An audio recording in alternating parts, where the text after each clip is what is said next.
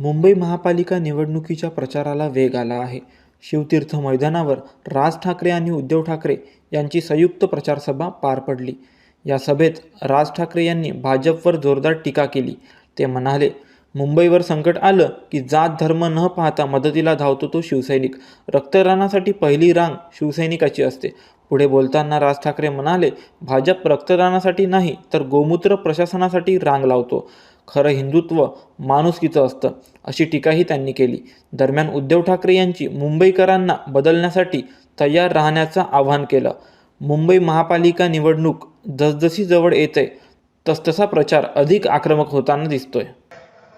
ज्या वेळेला मुंबईमध्ये संकट येतं, नैसर्गिक आपत्ती असेल, अतिरेकी हल्ला असेल, तेव्हा पहिल्यांदा जात पात धर्म न विचारता त्याला वाचवायला धावून जातो तो शिवसेना प्रमुखांचा शिवसैनिक धावून जातो.